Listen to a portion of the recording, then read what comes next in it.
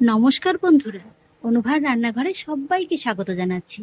বন্ধুরা, আমার আজকের রেসিপি একদম অফিস ক্যান্টিন কিংবা রাস্তার ধারে সেই মেলার দোকানের মতো ঘুগনি রেসিপি। ঘুগনি খেতে আমরা কম বেশি সকলেই পছন্দ করি, আবার ঘুগনি কিন্তু প্রায় সকলেই রান্না করতে পারেন। তবে কিছু কিছু বন্ধুদের কিছু কিছু সমস্যায় পড়তে হয়, যেটা হলো গিয়ে বাড়িতে রান্না করলেও সেই রাস্তার ধারের মেলা দোকানের মতো স্বাদটা আসে না। তাই বন্ধুরা, কিভাবে একদম বাড়িতে বসেই রাস্তার ধারে সেই মেলা দোকান কিংবা অফিস ক্যান্টিনের মতো ঘুগনি সেই স্বাদ আনবেন, সেই সহজ রেসিপিটি আজকে আমি আপনাদের সঙ্গে শেয়ার করব, যেটা দেখে আশা করছি আপনারা খুবই উপকৃত হবেন। আর সেই জন্য দেখুন বন্ধুরা, আমি কিন্তু এখানে 2 কাপের মতো মটর সারা রাতের জন্য ভিজিয়ে রেখেছিলাম। এই মটরটাকে আপনারা 6 থেকে 7 ঘন্টার মতো ভিজিয়ে রাখতে পারেন, সেটাও হবে। তবে এর থেকে কিন্তু কম সময় নিয়ে ভিজিয়ে রাখলে হবে না, তাহলে কি হবে, এই যে মটরটা কিন্তু ভালোভাবে ভিজবে না। আর মটরটা ভিজিয়ে নেওয়ার পরে কিন্তু আমি খুব ভালোভাবে ধুয়ে নিয়েছিলাম। এবার ঘুগনি রান্নার জন্য সবার প্রথমেই আমাদের যেটা কাজ হলো, এই মটরটাকে কিন্তু সেদ্ধ করে নিতে হবে।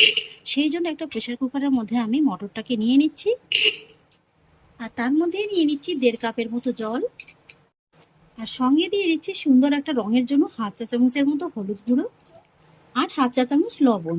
এবার লবণ আর হলুদটাকে আমি ঘুগনির সঙ্গে খুব ভালোভাবে একটু মিশিয়ে নেব। আর বন্ধুরা, এখানে জলের পরিমাপটাও কিন্তু আপনাদের বুঝে শুনে অ্যাড করতে হবে।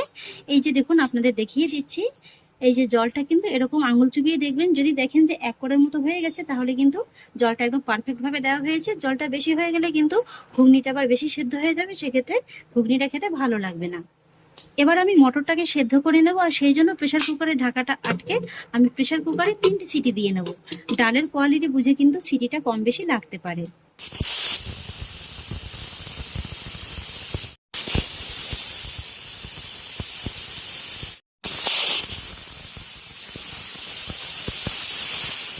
হাই ফ্লেমে আমি মটরটাকে সেদ্ধ করে নিয়েছি, আর এবার আমি গ্যাসের ফ্লেমটাকে অফ করে দেব। আর তারপরে এইভাবে মটরটাকে প্রেসার কুকারের মধ্যে ততক্ষণই রেখে দেবো যতক্ষণ না পর্যন্ত এই বাষ্পটা নিজের থেকে বের হয়ে যাচ্ছে। আর ততক্ষণে আজকের ঘুগনিটা বানানোর জন্য একটা স্পেশাল ভাজা মশলা তৈরি করে নেব। সেই জন্য শুকনো খোলার মধ্যে দিয়ে দিচ্ছি একটা তেজপাতা, সঙ্গে দিয়ে দিচ্ছি 2টো শুকনো লঙ্কা, সেই সঙ্গে দিয়ে দিচ্ছি ছোট দেখে 2 টুকরো দারচিনি। এবার প্রথমে লো ফ্লেমে এই যে তেজপাতা, শুকনো লঙ্কা আর দারচিনিটাকে হালকা করে একটু ভেজে নেব। এখানে বন্ধুরা আরো মশলার উপকরণ যাবে, তবে এই মশলাগুলোকে কিন্তু আগে একটু ভেজে নিতে হবে, তা নাহলে কিন্তু এগুলো ভালোভাবে ভাজা হবে না। এই মশলাগুলোকে হালকা করে একটু ভেজে নেওয়ার পরে এর মধ্যে অ্যাড করব 1.5 চা চামচের মতো গোটা ধনে, সেই সঙ্গে অ্যাড করব 1 চা চামচ গোটা জিরে, আর অ্যাড করব 1 চা চামচ মৌরি। এবার এই গোটা মশলাগুলোকে কিন্তু আবার একটু ভালোভাবে ভেজে নিতে হবে। খেয়াল রাখবেন মশলাটা যাতে পুড়ে না যায়। মশলাটা আমার ভাজা হয়ে গেছে, গ্যাসের ফ্লেমটাকে অফ করে দেব। তারপরে এই মশলাটাকে অন্য একটি জায়গায় নামিয়ে হালকা করে একটু ঠান্ডা করে নিয়ে তারপরে গুঁড়ো করে নেব। এবার আমি আপনাদের মটরটা দেখিয়ে দিচ্ছি। এই যে দেখুন বন্ধুরা, মটরটা কিন্তু খুব সুন্দরভাবে সেদ্ধ হয়ে গেছে। এই যে দেখুন, ডালটা কিন্তু এমনই গোটা গোটা থাকবে, অথচ খুব সুন্দরভাবে কিন্তু এইভাবে একদম সেদ্ধ হয়ে যাবে। এই যে দেখুন। এবার চলুন বন্ধুরা, ঘুগনিটা রান্না করার জন্য গ্যাস ওভেনে আবারও কড়াইটিকে বসিয়ে দিয়েছি, আর তার মধ্যে নিয়ে নেব 1.5 টেবিল চামচের মতো সাদা তেল। আপনারা চাইলে রান্নাটা সরিষার তেলেও করে নিতে পারেন। আর এবার দেখুন, আজকের ঘুগনিটা রান্না করার জন্য এখানে আমি মাঝারি সাইজের 2টো আলু এইভাবে একটু ছোট ছোট আর ডুমো ডুমো করে কেটে নিয়েছি। এই যে দেখুন। আর এবার এই তেলটা যখন ভালোভাবে গরম হয়ে যাবে, তখন আমি কেটে ধুয়ে রাখা আলুগুলোকে তেলের মধ্যে দিয়ে দেবো। একই সঙ্গে দিয়ে দেবো সামান্য একটু হলুদ আর লবণ। মিডিয়াম হাই আছে আলুটাকে হালকা করে একটু ভেজে নেবো, খুব বেশি লালচে করে ভেজে নেওয়ার প্রয়োজন নেই। আলুটাকে হালকা করে ভেজে নিয়েছি। ভেজে নেওয়া আলুটাকে এবার তুলে নেব। এবার এই একই তেলের মধ্যে দিয়ে দেবো আরো খানিকটা পরিমাণে তেল। আর এবার আমি তেলের মধ্যে দিয়ে দেবো 1 চা চামচের মতো চিনি। এইভাবে বন্ধুরা, ঘুগনিটা রান্নার শুরুতেই তেলের মধ্যে একটু চিনিটা দিয়ে দেখবেন। দেখবেন যে চিনিটা তেলের মধ্যে একটু ভাজা হতে হতে সুন্দর একটা ক্যারামেলের কালার চলে আসবে, আর সেক্ষেত্রে কিন্তু রান্নার ভিতরে রংটাও খুব সুন্দর আসবে। হাই আছে চিনিটাকে আমি তেলের মধ্যে 10 থেকে 12 সেকেন্ডের মতো রেখে দিয়েছিলাম। এবার আমি এই তেলের মধ্যে অ্যাড করব বড় সাইজের দুটো পেঁয়াজ কুচি। পেঁয়াজটাকে তেলের মধ্যে আমি হালকা করে একটু ভেজে নেব। পেঁয়াজটাকে আমি হালকা করে একটু ভেজে নিয়েছি, এই যে দেখুন। আর ঠিক এই স্টেজে আমি এর মধ্যে অ্যাড করব 2 চা চামচ আদা আর রসুন বাটা। এখানে আদা রসুনটা কিন্তু সমান সমান আছে। আদা আর রসুনটাকে পেঁয়াজের সঙ্গে এই জাস্ট কয়েক সেকেন্ডের মতো একটু কষিয়ে নেবো, যাতে করে আদা রসুনের কাঁচা গন্ধটা একটু ভালোভাবে চলে যায়। আদা রসুনটাকে একটু কষিয়ে নেওয়ার পরে আমি এর মধ্যে অ্যাড করব মিডিয়াম সাইজের দুটো পাকা টমেটো কুচি। টমেটো কুচিটাকে কিন্তু এই আদা রসুন আর পেঁয়াজের সঙ্গে ভালোভাবে মিশিয়ে একটু ভালোভাবে কষিয়ে নিতে হবে। পাকা টমেটোটাকেও আমি খুব সুন্দর করে কষিয়ে নিয়েছি। আর এবার আমি এর মধ্যে অ্যাড করব 4টির মতো কুচানো কাঁচা লঙ্কা। ভালোভাবে একটু মিশিয়ে নেব। আর এবার এক এক করে আমি এই মশলার মধ্যে অ্যাড করব কয়েকটি গুঁড়ো মশলা। সেই জন্য প্রথমেই দিয়ে দিচ্ছি 1.5 চা চামচের মতো হলুদ গুঁড়ো। তবে মশলাটা যাতে পুড়ে না যায় সেই জন্য সামান্য একটু জল আগে দিয়ে নেব আমি। সঙ্গে দিয়ে দেব 1 চা চামচ জিরে গুঁড়ো। আর দিয়ে দেবো 1.5 চা চামচের মতো ধনে গুঁড়ো। সেই সঙ্গে সুন্দর একটা রঙের জন্য দিয়ে দেবো 2 চা চামচ কাশ্মীরি লঙ্কার গুঁড়ো। আর দিয়ে দেবো ঝালের জন্য 1/2 চা চামচ লাল লঙ্কার গুঁড়ো। এবার আমি এই গুঁড়ো মশলাগুলোকে একটু ভালোভাবে কষিয়ে নেব। গুঁড়ো মশলাগুলোকেও আমি খুব সুন্দর করে কষিয়ে নিয়েছি। তেলটা কিন্তু অলরেডি ছাড়তে শুরু করে দিয়েছে। আর ঠিক এই পর্যায়ে কিন্তু আমি এর মধ্যে অ্যাড করব ভেজে রাখা আলুগুলো। আলুগুলোকে মশলার সঙ্গে একটু ভালোভাবে মিশিয়ে কষিয়ে নেব।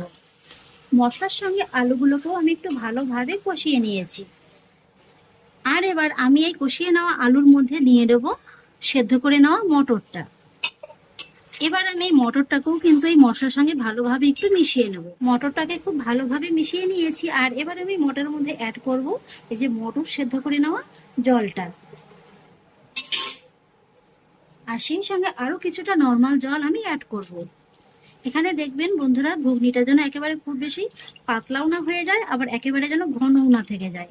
আর জলটা কিন্তু এখানে একটু বুঝেই দেবেন, যেহেতু মটর কিন্তু জলটা খুব তাড়াতাড়ি টেনে নেয়। জলটাকেও আমি এবার মটরের সঙ্গে একটু ভালোভাবে মিশিয়ে নেব। জলটা ভালোভাবে মিশিয়ে নেওয়ার পরে এবার কিন্তু আমি এর মধ্যে অ্যাড করব স্বাদ অনুযায়ী লবণ। তারপর মিডিয়াম হাই আছে কিন্তু এই ঘুগনিটাকে আমি মোটামুটি 6 থেকে 7 মিনিটের মতো একটু সময় নিয়ে রান্না করে নেব।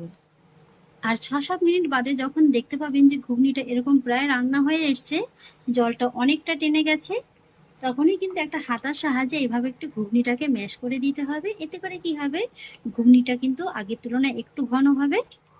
এবার আমি আপনাদের দেখিয়ে দিচ্ছি যে আলুটাও পারফেক্ট ভাবে সেদ্ধ হয়েছে কিনা।